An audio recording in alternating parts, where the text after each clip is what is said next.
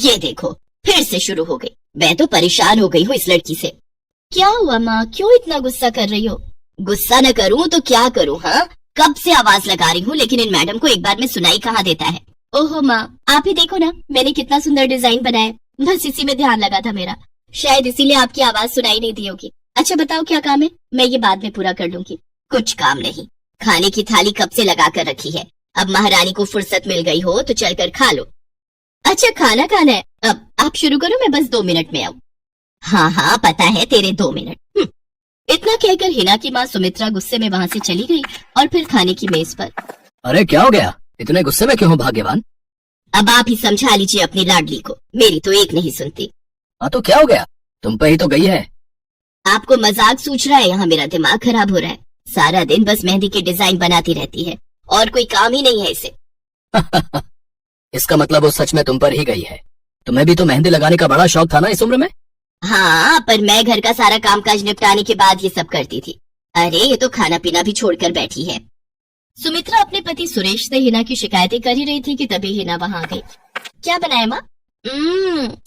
खुशबू तो बड़ी अच्छी आ रही है। मिल गई तुझे फुर्सत? हाँ माँ, देखो ना मेरा आज का डिजाइन, पापा देखिए ना कैसा है। सच में डिजाइन तो वाकई बढ़िया बनाया है लाडो। ये लाडो बोल बोल कर आपने ही इसका दिमाग खराब करके रखा है। मेरी जान को कितना काम है पता है, ती जा रही है, मगर ये लड़की मेरी बिल्कुल मदद नहीं करती। ओहो, आज सिर्फ खरी खोटी ही सुनाओगी या कुछ खाना भी मिलेगा भाग्यवान? सुरेश की बात सुनकर सुमित्रा की हंसी निकल गई और उसे हंसता देख सभी लोग हंसने लगे। हिना अपने माता पिता की अकेली संतान थी। हिना को बचपन से ही मेहंदी के नए नए डिजाइन बनाने का बड़ा शौक था। वो कागज पर रोज कुछ न कुछ नया बनाने की कोशिश करती और फिर उसे अपने या अपनी माँ के हाथों पर लगाती। हिना के कॉलेज की पढ़ाई भी अब पूरी हो गई थी तो अब उसके लिए रिश्ते आने भी शुरू हो गए थे। अरे सुमित्रा कहाँ हो, जल्दी आओ। क्या हुआ जी? जरा इस फोटो को तो देखो, कैसा है लड़का? दिखने में तो बहुत ही बढ़िया है। हाँ वो कानपुर वाले फूफा जी है ना, उन्होंने बताया इस लड़के के बारे में। अपनी हिना के लिए कैसा रहेगा? लड़का काम क्या करता है और परिवार में कौन कौन है? फूफा जी बता रहे थे कि कानपुर में इनका अपना कारखाना है, वहाँ ये अपना दोने पत्तल और डिस्पोजल वगैरह बनाते हैं। अच्छा पैसा कमा लेता है, फूफा जी की रिश्तेदारी में है। हाँ, पर उससे पहले ये फोटो एक बार हिना को तो दिखा दो, उसे लड़का पसंद आ जाए तभी बात आगे बढ़ानी चाहिए ना। अरे हाँ, ये भी सही कह रही हो। लाडो, ओ लाडो, अरे कहाँ है बिटिया? सुरेश ने फौरन जाकर कमल की फोटो हिना को दिखाई तो हिना को भी कमल पसंद आ गया। उधर कमल को भी हिना पहली ही नजर में भाग गई और इस तरह से कुछ ही दिनों में कमल और हिना की शादी खूब धूमधाम से हो गई। शादी के बाद कमल और हिना अपनी गृहस्थी में बहुत खुश थे। फिर एक शाम। ये क्या लिख रही हो हिना? लिख नहीं रही हो, मेहंदी का डिजाइन बना रही हो। अच्छा, पर कागज पर क्यों? प्रैक्टिस तो रोज ही करनी होती है ना, तो इसीलिए कागज पर डिजाइन बनाती हूँ। अच्छा, अब जरा दिखाओ तो सही। अरे वाह, ये डिजाइन क्या सच में तुमने बनाया है? हाँ अच्छा है ना, अब मैंने और भी बनाकर रखे हैं, रुकिए मैं भी लेकर आती हूँ। हिना ने अपने बनाए सारे डिजाइन कमल को दिखाए जो कमल को बहुत पसंद आए और उसने हिना की खूब तारीफ की। सब कुछ अच्छा चल रहा था और ऐसे ही हंसी खुशी दिन बीत रहे थे। लेकिन फिर एक सुबह। हेलो, क्या हुआ राठी जी, इतनी सुबह सुबह फोन क्यों किया? सर आप जल्दी से आ जाइए, गजब हो गया, अपनी फैक्ट्री में आग लग गई है सर, सब कुछ जल गया सर, कुछ भी नहीं बचा सर, जल्दी आ जाइए आप। फोन पर अपने मैनेजर की बात सुनकर कमल के पैरों तले जमीन खिसक गई। फैक्ट्री पहुंचा तो देखा वाकई फैक्ट्री पूरी तरह से जल रही थी। तभी एक जलती हुई बड़ी सी लकड़ी कमल पर आ गिरी जिसकी वजह से वो बुरी तरह झुलस गया। उसे फौरन अस्पताल पहुंचाया गया और यहाँ से सब कुछ बदल गया। फैक्ट्री के काम को बढ़ाने के लिए कमल ने हाल ही में कई सारी नई मशीनें लोन पर खरीदी थी। मशीनें तो नहीं बची, लेकिन लोन चुकाने के चक्कर में पहले कमल की गाड़ी बिकी और फिर घर। मजबूर होकर कमल और हिना किराए के मकान में रहने लगे थे। फिलहाल कमल की हालत ऐसी नहीं थी कि वो कोई और काम कर सके। ऐसे में हिना ने घर चलाने का जिम्मा उठाया और वो घर घर जाकर औरतों के हाथों पर मेहंदी लगाने लगी। हालांकि इस काम से उसे बहुत कम पैसे ही मिल पा रहे थे, लेकिन हिना फिर भी पूरी मेहनत कर रही थी। क्या से क्या हो गया ना हिना, मैं किसी काम का नहीं रहा, हम बर्बाद हो गए। मैंने कहा था तुम्हें रानी बनाकर रखूंगा, मगर मेरे रहते हुए भी तुम्हें कितना संघर्ष करना पड़ रहा है। ऐसा क्यों कह रहे हैं आप बिल्कुल चिंता मत कीजिए, देखना धीरे धीरे सब ठीक हो जाएगा। हिना चाहती थी कि वो अपना एक पार्लर खोले, लेकिन फिलहाल ये मुमकिन नहीं था। मेहंदी लगाने का काम भी सीजन पर ही मिल पाता था। तो अब दिक्कत खाने पीने की भी होने लगी। ऐसे में हिना ने एक सेठ के घर मेड का काम करना शुरू कर दिया। और फिर एक दिन, सुन, तुझे कोई मेहंदी वाली पता है क्या? क्यों मैडम? अरे वो तीज आ रही है ना, तो मेहंदी लगवानी थी। हाँ, बाहर इतनी गर्मी है, वैसे में कौन बाहर जाए, तो घर पर ही आकर कोई लगा दे तो बढ़िया रहेगा। हाँ मैडम, मैं बहुत अच्छी मेहंदी लगाती हूँ, आप मुझसे लगवा लो। ना ना ना, अगर खराब कर दी तो? तीज की पार्टी है मेरे यहाँ, मेहंदी तो बढ़िया ही लगवानी है मुझे। मैडम आप बिल्कुल चिंता मत कीजिए, रुकिए, मैं अभी आपको कागज पर मेहंदी का डिजाइन बनाकर दिखाती हूँ, फिर आगे आप ही तय करना। इतना कहकर हिना ने फौरन एक कागज लिया और कुछ ही देर में उस पर एक बहुत ही सुंदर मेहंदी का डिजाइन बना दिया। और फिर, अरे वाह, ये तो सच में बहुत सुंदर है, बिल्कुल नया और बहुत ही खूबसूरत डिजाइन है। अब तू ये डिजाइन मेरे हाथ पर भी सेम टू सेम लगा देगी ना? हाँ मैडम, आप मुझ पर विश्वास कीजिए, मैं बचपन से ही करती आई हूँ।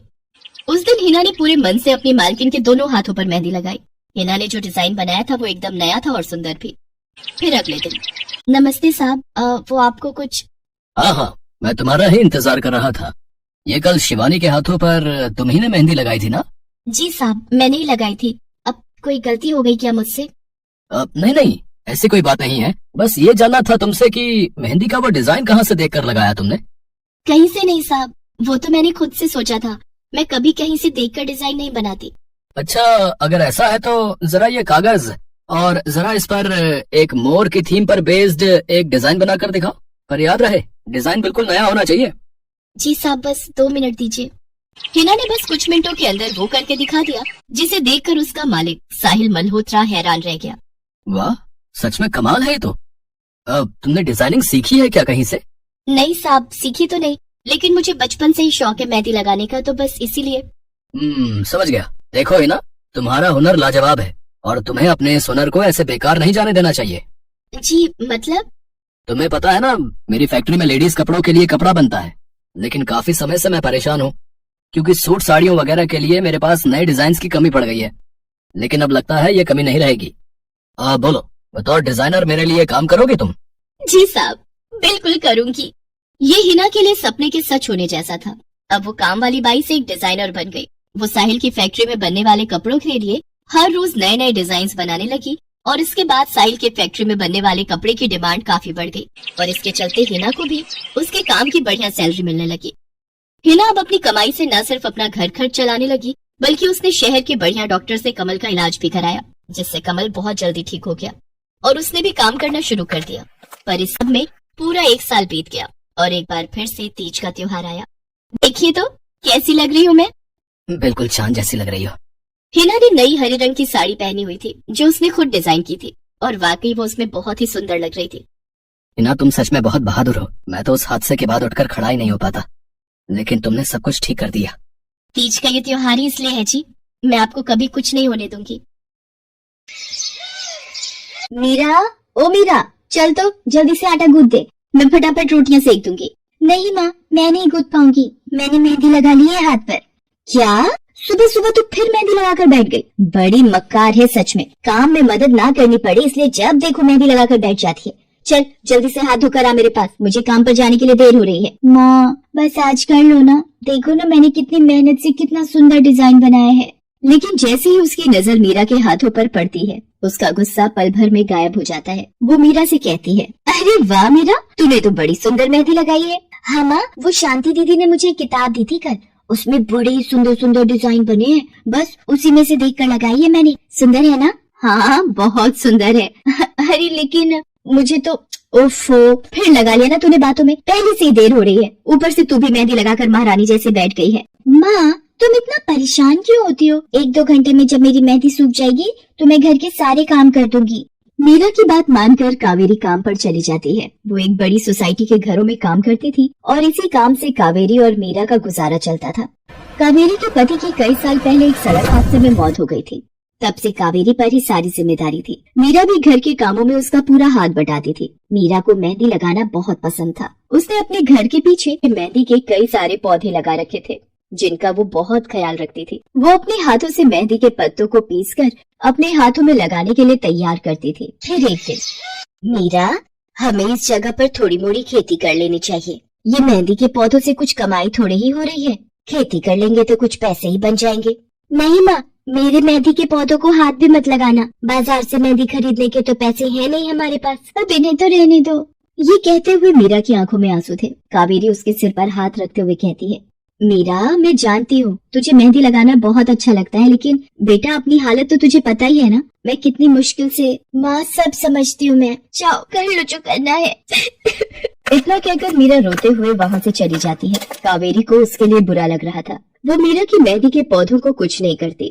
ऐसे ही कई दिन गुजर जाते हैं। ज्यादा काम करने की वजह से कावेरी की तबीयत खराब रहने लगी। वो बहुत जल्दी जल्दी बीमार पड़ने लगी। तो मीरा ने उससे कहा, माँ तुम रहने दो, तुम्हें बुखार है, रात भर सोई नहीं हो, मैं चली जाती हूँ काम पर। नहीं मीरा तू कैसे? ना नहीं मैं ठीक हूँ, मैं जाती हूँ। कावेरी जैसे ही उठकर चलने की कोशिश करती है, अचानक उसे चक्कर आ जाता है। मीरा उसे सहारा देकर बिस्तर पर लिटा देती है और उससे कहती है, बस माँ अब तुम आराम करोगी और काम पर अब से मैं जाऊंगी। कावेरी घर पर रहकर आराम तो कर रही थी, लेकिन वास्तव में उसे अच्छे इलाज की भी जरूरत थी, जिसके लिए पैसे थे नहीं। दूसरी तरफ अब हर रोज मीरा काम पर जाती और लौटकर घर के भी सारे काम उसे ही करने पड़ते थे। इस सब में उसे मेहंदी लगाने का बिल्कुल भी वक्त नहीं मिल पाता था। मीरा कितने दिन हो गए तूने मेहंदी नहीं लगाई? हाँ माँ बस मन नहीं कर रहा। अच्छा मेहंदी लगाने का तेरा मन नहीं? मैं सब जानती हूँ। मैंने बिस्तर पकड़ लिया है और मेरी फूल सी बच्ची पर सारे काम पड़ गए हैं। अब बस बहुत हो गया आराम। मीरा जा तू जाकर मेहंदी लगा ले, आज मैं जाऊंगी काम पर। नहीं माँ तुम कहीं नहीं जाओगी, मैं कर लूंगी सब। और मैं सच बोल रही हूँ, मैं बड़ी हो गई हूँ, ये मेहंदी का मुझे शौक नहीं। इतना कहकर मीरा काम पर जाने के लिए घर से निकल जाती है। कावेरी की आंखों में आंसू आ जाते हैं। मीरा सोसाइटी के कई घरों में काम करती थी। उन्हीं में से एक घर आरती का भी था। उसके घर पर तीज का त्योहार बड़े धूमधाम से मनाया जाता था। तीज की तैयारियों में मीरा भी मदद कर रही थी। इसी बीच अरे ऐसे कैसे? मैंने सारे रिश्तेदारों को बुला लिया है, मेरी सारी फ्रेंड्स भी आने वाली हैं। मैं क्या कहूँगी उन्हें? फोन पर काफी देर बहस करने के बाद आरती फोन रख देती है। उन्हें उदास देखकर मीरा उससे पूछती है, क्या हुआ मैडम जी, आप कुछ परेशान लग रहे हो? हाँ मीरा बड़ी मुसीबत हो गई। कल तीज का फंक्शन है, मैंने सबको मेहंदी लगवाने के लिए यहीं बुला लिया है और आखिरी मौके पर ये पार्लर वाली धोखा दे गई। कह रही है कल नहीं आ पाएगी। अब क्या होगा? इतनी जल्दी कौन तैयार होगा सबको मेहंदी लगाने के लिए? मैडम जी वैसे मैं भी ठीक ठाक मेहंदी लगा लेती हूँ। अरे हाँ कावेरी ने मुझे बताया तो था एक बार कि तुझे मेहंदी लगाने का बहुत शौक है। वैसे मुझे तो कोई परेशानी नहीं है, तू देख ले बेटा, बहुत सारे हाथ लगाने होंगे और मेहंदी बढ़िया लगनी चाहिए सबके। आप बिल्कुल चिंता मत करिए मैडम जी, मैं सब अच्छे से करूँगी। बहुत दिनों बाद मीरा के चेहरे पर खुशी थी। उसने घर पहुंचते ही मेहंदी के खूब सारे पत्ते तोड़कर पत्थर पर पीसना शुरू कर दिया। ये देखकर कावेरी ने मीरा से कहा, अरे मीरा शाम हो गई है, अब मेहंदी मत लगा, मौसम भी ठंडा है बेटा। ये मेहंदी मैं अपने लिए नहीं पीस रही माँ, वो 5वें फ्लोर वाली मैडम जी है ना, कल उनके यहाँ लगानी है। अच्छा बेटा, पर ध्यान से बेटा, वो बड़े लोग हैं, कोई गलती ना हो जाए। माँ तुम बिल्कुल चिंता मत करो, मेहंदी लगाने में मुझसे कभी कोई गलती हो ही नहीं सकती। मीरा खूब सारी मेहंदी तैयार करके अगले दिन आरती के घर पहुंच जाती है। वो अपनी मेहंदी को कोन में भरने लगती है कि तभी आरती की एक फ्रेंड आरती से, आरती ये किसे बुला लिया तुमने? मैंने जिस पार्लर का नंबर दिया था तुम्हें, उससे बात नहीं हुई क्या? हुई तो थी, लेकिन उसने आखिरी वक्त पर मना कर दिया। तुम बिल्कुल चिंता मत करो, ये मीरा है, मेरी हाउसमेट है ना कावेरी, ये उसी की बेटी है, बहुत अच्छी मेहंदी लगाती है ये। ओफो आरती, तुम भी ना, पार्लर की बात अलग होती है, उन लोग का मटेरियल ब्रांडेड होता है, मेहंदी के रचने की गारंटी मिलती है वहाँ से। और इसकी मेहंदी तो मुझे कुछ समझ नहीं आ रही, इस पर तो कोई लेवल तक नहीं है, अगर कुछ गलत रिएक्शन हो गया हाथों पर तो। आप बिल्कुल चिंता मत कीजिए मैडम जी, ये मेहंदी मैंने खुद पीस कर तैयार की है। मेरे पास बहुत सारे मेहंदी के पौधे हैं, इसमें कुछ भी ऐसा नहीं है जो आपके हाथों को नुकसान दे। ना भाई ना, सॉरी आरती, बट मैं अपने हाथों को लेकर कोई रिस्क नहीं ले सकती। तुम सब लगवाओ, मैं तो पार्लर जाकर ही लगवाऊंगी। इतना कहकर आरती की दोस्त शालिनी वहाँ से चली जाती है। आरती मीरा को इशारा देकर काम शुरू करने को कहती है। अरे वाह, मानना पड़ेगा, इस बच्ची ने कमाल की मेहंदी लगाई है। मुझे तो नहीं लगता कि इस मेहंदी का वैसा रंग आएगा जैसा पार्लर वाली मेहंदी का आता है। अब बस भी करो शालिनी, मेहंदी कैसी रचेगी ये कल तक पता चल ही जाएगा ना, बच्ची है वो, उसे इस तरह डराओ तो मत। अरे मुझे क्या, मेरे हाथ कौन सा खराब होने वाले हैं, तुम ही लोग लगवाओ और तुम ही भुगतना। शालिनी गुस्से में वहाँ से चली जाती है। उसे पूरा यकीन था कि मीरा की मेहंदी रचेगी नहीं, साथ ही हाथों पर उसका गलत रिएक्शन भी हो सकता है, लेकिन जो हुआ वो इससे बिल्कुल अलग था। अगले दिन मीरा के घर पर, अरे मैडम जी आप यहाँ, आपने तो आज काम पर आने के लिए मना किया था ना, मैं इसीलिए नहीं आई। हाँ, कल तुम कितना थक गई थी, इसीलिए मैंने आने को मना किया। मैं यहाँ तुम्हें काम पर बुलाने नहीं बल्कि किसी और काम से आई हूँ, अंदर नहीं बुलाओगी? अरे माफ कीजिएगा का मैडम जी, आइए अंदर आइए। आरती को देखकर कावेरी भी बिस्तर से उठकर खड़ी हो जाती है। आरती के साथ उसकी दोस्त शालिनी भी थी। मीरा उन दोनों को पानी देते हुए कहती है, ये लीजिए मैडम जी, मेहंदी तो ठीक से रची ना मैडम जी? ये तुम्हें मैं नहीं शालिनी बताएगी। फिर शालिनी अपने हाथ मीरा की तरफ बढ़ा देती है। उसके हाथों पर कई जगह छाले पड़े हुए थे। ये देखकर मीरा उससे कहती है, अरे ये क्या हुआ मैडम जी? मैंने तुमसे मेहंदी नहीं लगवाई, उल्टा तुम्हारा अपमान करती रही। उसी की सजा मिली है मुझे। मैंने सबसे महंगे वाले पार्लर में जाकर मेहंदी लगवाई। मैंने उनसे जोर देकर कहा कि मेहंदी का रंग बहुत बढ़िया आना चाहिए। इस चक्कर में उन्होंने पता नहीं क्या क्या मिला दिया मेहंदी में, और मेरे हाथों का ये हाल हो गया। और दूसरी तरफ तुम्हारी मेहंदी, जिसने भी लगवाई उसके हाथों की रंगत ही अलग है। देखो आरती के हाथ देखो जरा। आरती ने अपने हाथ आगे बढ़ा दिए, जिन पर मीरा के हाथों से लगी मेहंदी का बहुत ही अच्छा रंग चढ़ा था। फिर आरती कावेरी के पास जाकर उससे बोली, बस कावेरी, ये झाड़ू पोछा और बर्तन बहुत करवा लिए तुमने मीरा से। ये अब वो करेगी जो इसे करना चाहिए। जी क्या मतलब मैडम जी? ये अब मेहंदी लगाएगी सबके हाथों पर। हमारी एक दोस्त का अपना ब्यूटी पार्लर है, उसे मीरा का काम और उसकी मेहंदी की क्वालिटी बहुत अच्छी लगी। वो मीरा को अपने यहाँ काम देना चाहती है। अच्छे पैसे भी देगी वो मीरा को, और तो और वहाँ रहकर मीरा पार्लर के दूसरे काम भी सीख पाएगी। आरती की बात सुनकर कावेरी की आंखों में आंसू आ जाते हैं। वो हाथ जोड़कर आरती का शुक्रिया अदा करती है। मीरा भी बहुत खुश थी। अब न सिर्फ वो अपना मेहंदी लगाने का शौक पूरा कर सकती थी, बल्कि अच्छे पैसे कमाकर अपनी माँ का इलाज भी करवा सकती थी। एक समय की बात है, केशवपुर नामक गांव में सरला नाम की एक बूढ़ी विधवा औरत अपने बेटा बहू के साथ रहती थी। सरला की बहू जया स्वभाव से बहुत बुरी थी। वो रोजाना सरला से बात बात पर लड़ती रहती थी। सरला का पति किशन शहर में मजदूरी करता था, इसलिए वो कभी कभी ही गांव आ पाता था। किशन शहर से घर खर्चे के लिए पैसे भेजता तो 2 लिफाफे भेजता, एक अपनी माँ के नाम और एक अपनी पत्नी के नाम। पर जया सरला के पैसे भी अपने पास ही रख लेती थी। ऐसे ही एक दिन, ये सरला देवी और जया जी के नाम के मनी ऑर्डर हैं। लाओ भैया, जल्दी से मुझे दे दो। ये सरला देवी के हस्ताक्षर करके ही उन्हें मिलेगा। माँ जी आराम कर रही हैं। लाओ मैं अंगूठा लगवा कर लाती हूँ। ए बुढ़िया, जल्दी से इस कागज पर अंगूठा लगा दे। भैया मनी ऑर्डर मुझे दे दो। जया सारे पैसे अपने पास रख लेती है और अपने और बेटे बिट्टू के लिए खाने पीने की चीजें खरीद लाती है। माँ बहुत भूख लगी है। ये देख मैं तेरे लिए कितने सारे पकवान लाई हूँ, पूरी, छोले, समोसे, कचौड़ी। चल हम दोनों मिलकर खाते हैं, मजा आ जाएगा। जया बहू, बहुत भूख लगी है, सुबह से कुछ भी नहीं खाया है। अगर थोड़ा सा कुछ खाने को मिल जाता तो। पता नहीं इस बुढ़िया को कितनी भूख लगती है, जब देखो हम माँ बेटे के खाने पर नजर लगाती रहती है। ये ले पकड़, आधी कचौड़ी दे रही हूँ, अब रात तक कुछ खाने को नहीं मिलेगा। और तुझे तो मैंने बोला था कि कपड़े धो देना, तेरे से अभी तक कपड़े नहीं धुले। ये कचौड़ी खाकर चुपचाप सारे कपड़े धो देना, नहीं तो मुझसे बुरा कोई नहीं होगा। बेचारी सरला कचौड़ी का एक टुकड़ा खाकर भला क्या पेट भरती। वो फिर से दोबारा काम पर लग जाती है। एक दिन किशन शहर से वापस आने वाला था। जया को पता था कि जब किशन सरला से पूछेगा कि वो उसे पैसे बराबर भेजता है तो उसे मिलते हैं या नहीं। ये बात सोचकर जया थोड़ा घबरा जाती है और वो सरला से कहती है, ओ बुढ़िया, अगर तूने अपने बेटे से कहा कि तुझे उसके भेजे हुए पैसे नहीं मिलते तो मुझसे बुरा कोई नहीं होगा। वो तो एक दिन रहकर चले जाएंगे, उसके बाद जो मैं तेरा हाल करूंगी ना, फिर तू देखती रह जाएगी। इसलिए अपने बेटे के सामने दुखड़े रोने की कोशिश मत करना। नहीं बहू, मैं किशन को कुछ नहीं कहूंगी। माँ मैंने तुम्हें पैसे भेजे थे, वो तुम्हें मिल गए थे ना? अरे आप बिना कैसी बातें करते हो? माँ जी को मैं बराबर से पैसे देती रहती हूँ। माँ जी ये लो गरम गरम पनीर के पकौड़े, आप भी खाओ। किशन 2 दिन रहकर शहर वापस चला जाता है। जया फिर से अपने रूप में आ जाती है। दिन भर सरला काम करके एक दिन चक्की से आटा पिसवा कर लौट रही थी कि अचानक उसे चक्कर आ जाते हैं। रिक्शा में जाती एक लड़की देख लेती है। भैया इन्हें उठाने में मेरी मदद करो, बेचारी पता नहीं कौन है। सुमन, ये तेरे साथ कौन है? ये रास्ते में बेहोश हो गई थी, मैंने घर ले आई, लगता है इन्हें होश आ गया है। अब कैसा लग रहा है आपको? मैं ठीक हूँ बेटी, तुम्हारा बहुत बहुत शुक्रिया बेटी। माँ जी आप इतनी भारी आटे की बोरी अकेले ही उठा कर ले जा रही थी, आपके बच्चे या कोई? सरला की आंखों में आंसू आ जाते हैं, रो पड़ती है। माँ जी कोई परेशानी है तो आप हमसे कह सकते हो, मुझे लग रहा है आप बहुत परेशानी में हो। क्या करूँ बेटी, मैं इस जीवन से हार गई हूँ। सरला के दुख का घड़ा फूट जाता है और वो सारा दुख सुमन और बाकी लड़कियों को बताती है। अब इस संसार में जीने की कोई इच्छा नहीं है मेरी। माँ जी ऐसा मत सोचिए, आप जीवन से यूं निराश मत होइए। अब आप अपनी बहू के पास वापस मत जाना, आप यहाँ हमारे साथ रहो।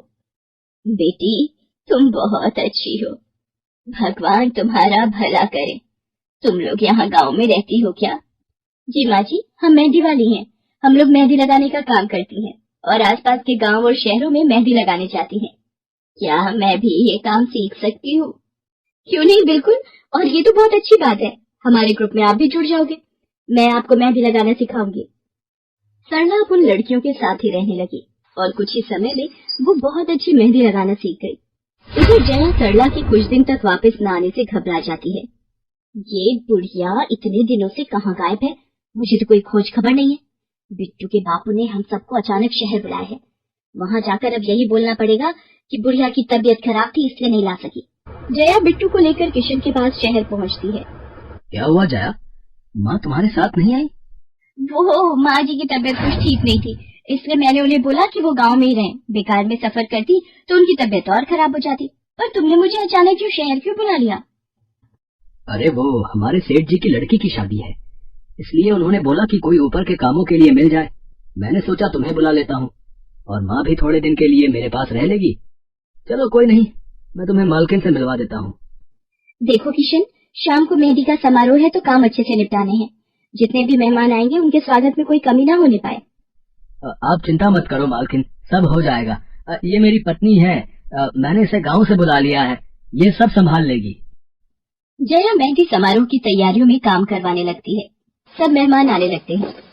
रिचा, मेहंदी वाली अभी तक नहीं आई, कितने बजे का टाइम दिया था? मम्मी, मेरी उनसे बात हो गई है, बस कुछ ही देर में आती होंगी। लोगों आ गए। माँ जी, ये यहाँ कैसे? मेहंदी वाली लड़कियों के साथ? माँ यहाँ? जया तुम तो कह रही थी कि माँ बीमार है और गांव में है, पर माँ मेहंदी वाली लड़कियों के साथ क्या कर रही है? मुझे कुछ समझ नहीं आ रहा। मैं माँ के पास जा रहा हूँ। माँ, तुम यहाँ इन सबके साथ? किशन बेटा, आप मेरे साथ इधर आइए, मैं आपको सब बताती हूँ। ये लड़की इनको सब कुछ बता देगी।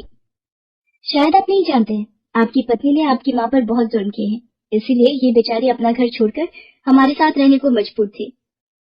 सुमन किशन को सारी सच्चाई बताती है। सरला की आंखों में आंसू आ जाते। किशन सबके साथ जब घर आ जाता है। जया, तुम्हें शर्म आनी चाहिए। तुमने मेरी माँ के साथ इतना बुरा व्यवहार किया। तुम्हारी वजह से मेरी माँ दर दर भटक रही है। अब तुम मेरे साथ एक पल भी नहीं रहोगी। बिट्टू को मैं पाल लूंगा। अभी के अभी अपने मायके निकल जाओ। ऐसा मत कहो, मैं आप लोगों के बिना कैसे रहूंगी? मुझे माफ कर दो, मुझे माफ कर दो, मेरे से गलती हो गई। माँ जी, मुझे माफ कर दो। किशन बेटा, मैं किसी से भी नाराज नहीं हूँ। जया बहू को माफ कर दे, गलती इंसान से ही होती है बेटा। मैंने जया बहू को माफ कर दिया। किशन जी, आप चिंता मत कीजिए, आपकी माँ जी अब हमारे साथ ही काम करेंगी। उस दिन के बाद जया ने अपना व्यवहार बदल लिया। सरला ने मेहंदी लगाना नहीं छोड़ा, वो अपनी मेहंदी लगाने के काम को करती रही। जया को अपनी गलती का एहसास हो गया था।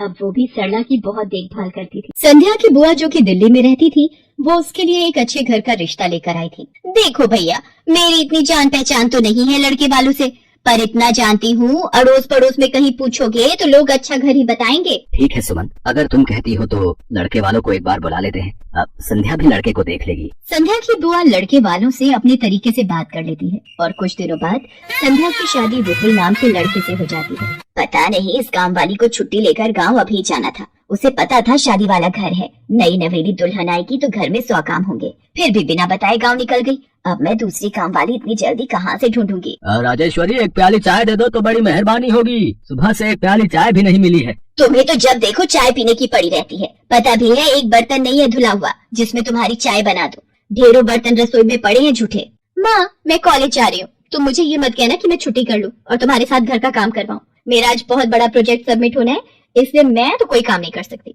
ये लो, अब इसे भी अभी कॉलेज जाना था। अब मैं क्या करूं, कुछ समझ नहीं आ रहा। संध्या की सास राजेश्वरी अभी काम वाली को लेकर परेशान हो ही रही थी, तभी संध्या राजेश्वरी की सारी बातें सुन लेती है और रसोई में जाकर बर्तन धोने लगती है। अरे संध्या बहू, तुम ये रसोई में क्या कर रही हो? हटो हटो हटो, ये झूठे बर्तन तुमसे थोड़ी करवाऊंगी। अभी तुम्हारे हाथों की मेहंदी भी नहीं उतरी। माँ जी, आप परेशान मत हो, मैं थोड़ी देर में ही सारा काम निपटा दूंगी। आप अकेले इतना काम नहीं कर पाओ। ठीक है, अगर तुम कहती हो तो मैं कोई और काम कर लेती हूँ। माँ, पड़ोस में किसी से पता करो, शायद कोई और काम वाली मिल जाए। मैंने पूछा था, पर अभी किसी भी काम वाली के पास समय नहीं है। पुलकित काम पर चला जाता है। संध्या सारे घर का काम करती है। अब तो रोजाना ही ऐसा होने लगा। काम वाली तो थी नहीं। संध्या की ननद पूजा सुबह होते ही कॉलेज निकल जाती और सास पैरों में दर्द के बहाने बिस्तर पर आराम करती। संध्या तो मानो घर के कामों में ही उलझ गई। एक शाम, माँ तुम बिल्कुल सही बहू ढूंढ कर लाई हो। बेचारी गरीब घर की है, इसलिए चुपचाप संस्कारी बहू की तरह घर के काम कर लेती है। अगर कोई पैसे वाले घर की लड़की बहू बनाकर ले आती तो वो पूरे घर को अपने इशारों पर नचाती और तुम और मैं बस बर्तन खिसते रह जाते। तभी तो मैंने इसकी बुआ को शादी के लिए हाँ कह दिया था। मुझे पता है ये गरीब घर की लड़कियां बड़ी सीधी सादी बहुएं साबित होती हैं। अब काम वाली गांव भाग गई। सोच ये ना होती तो कौन काम करता। राजेश्वरी, तुम दोनों माँ बेटी को तो संध्या बहू का शुक्रगुजार होना चाहिए। बेचारी ने आते से ही पूरा घर संभाल लिया। ऐसे ही दिन बीत रहे थे। संध्या सभी घर वालों की देखभाल का पूरा ध्यान रखती थी। एक दिन, क्या हुआ पुलकित बेटा, तुम इतने परेशान क्यों हो? और आज तुम ऑफिस भी नहीं गए? पापा, मेरी नौकरी छूट गई है। कंपनी घाटे में चल रही थी, इसलिए उन्होंने मेरे जैसे बहुत से वर्कर्स को अचानक निकाल दिया। दिमाग खराब हो रहा है, गाड़ी की किस्त भरनी है, घर का लोन भी पूरा नहीं हुआ है, घर का खर्चा, आप सब कुछ कैसे होगा, कुछ समझ में नहीं आ रहा है। पुलकित बेटा, चिंता मत कर, अब कोई ना कोई रास्ता निकल आएगा। ज्यादा होगा तो कुछ दिनों के लिए मैं कोई काम कर लूंगा। पापा, मेरे होते हुए आप काम नहीं करोगे, मैं कुछ सोचता हूँ। पुलकित दूसरी नौकरी को लेकर परेशान था। उसे कोई काम नहीं मिल रहा था। घर में पैसों की तंगी भी शुरू हो गई। पुलकित ने अपनी गाड़ी बेच दी। घर के लोन को लेकर वो परेशान था। 15,000 रुपए की किश्त उसे भरनी थी। तभी, भैया मेरे कॉलेज की फीस इस बार बहुत लेट हो गई है। मेरा आखिरी साल है, अगले महीने की 5 तारीख तक 12,000 रुपए फीस के भरने हैं। मैं कुछ इंतजाम करता हूँ। ऐसे खाली हाथ पर हाथ रखकर मैं नहीं बैठ सकती। मुझे कुछ सोचना होगा। पता नहीं, हो सकता है किरण ने बात कर ली होगी, पूछती हूँ। हेलो किरण, मैं संध्या बोल रही हूँ। तूने बात की फिर? पार्लर में जगह खाली है क्या? हाँ, मैंने बात कर ली है। 12,000 रुपए महीना देंगी रविता मैम। बोल, तू हाँ बोलती है तो मैं बात कर लेती हूँ। ठीक है, तू हाँ बोल दे, कम से कम कुछ तो पैसे आ जाएंगे। संध्या पुलकित से पार्लर में मेहंदी लगाने की नौकरी की बात करती है। पहले तो वो मना करता है, पर संध्या उसे समझाती है। पुलकित, मैं जानती हूँ आप परेशानी के दौर से गुजर रहे हो। मैंने आपसे शादी के बाद हर सुख दुख में साथ निभाने का वादा किया था, और आप परेशान मत हो। मैं घर और बाहर दोनों का काम एक साथ संभाल लूंगी। ठीक है संध्या, तुम कल से पार्लर में नौकरी के लिए जा सकती हो। अगले दिन से संध्या सारे घर के काम के साथ साथ पार्लर भी जाती और वहाँ पर पूरा दिन मेहंदी लगाने का काम करती और शाम के वक्त घर आती। संध्या बहुत मेहनत कर रही थी ताकि वो अपने परिवार की मदद कर सके। संध्या बहुत सुंदर मेहंदी लगाती थी। ये बात उसकी सास को तब पता चली जब उसने पार्लर में काम करना शुरू किया। संध्या को पार्लर में काम करते हुए 1 महीना बीत चुका था। पार्लर की मालकिन रविता भी संध्या के मेहंदी लगाने के काम को देखकर बहुत खुश थी। संध्या, तुम सचमुच बहुत मेहनती हो। पिछले 1 महीने में बहुत से क्लाइंट तुम्हारी तारीफ कर रहे हैं और अपनी फैमिली फ्रेंड्स की शादी या सगाई फंक्शन के लिए तुम्हें ही मेहंदी के लिए बुक करना चाहते हैं। और हाँ, ये तुम्हारी सैलरी 12,000 रुपए। बाकी ये तुमने ओवर टाइम भी शादी के सीजन में बहुत किया है, उसके 6,000 रुपए अलग से दे रही हूँ। थैंक यू मैम, आपने मेरे काम की इतनी तारीफ की। मैं तो बस भगवान की कृपा से मेहनत से करती हूँ। संध्या घर आ जाती है और 12,000 रुपए पूजा के हाथ में रखती है। पूजा, ये तुम्हारी कॉलेज की फीस के पैसे, तुम कल ही अपनी फीस जमा कर देना। भाभी, ये तो आपकी मेहनत की कमाई है, आप ये सारे पैसे मुझे दे रहे हो? नहीं नहीं भाभी। पूजा, तुम मुझे अपनी भाभी कहती हो ना, और भाभी तो माँ समान होती है, तो क्या तुम अपनी भाभी माँ के पैसे नहीं लोगी? तुम अपने भैया से भी तो लेती हो ना। फिर मेरे और अपने भैया में फर्क है, मैं भी तो इस घर का हिस्सा हूँ, इसलिए ये पैसे रख लो। मुझे माफ कर दो भाभी, मैंने ना जाने आपके बारे में क्या क्या गलत सोचा। पुलकित को भी दूसरी नौकरी मिल जाती है। अब संध्या और पुलकित दोनों मिलकर काम करते थे। राजेश्वरी और पूजा भी अब संध्या की घर के कामों में बहुत मदद करती थी। परिवार में खुशियां फिर से लौट आई थी।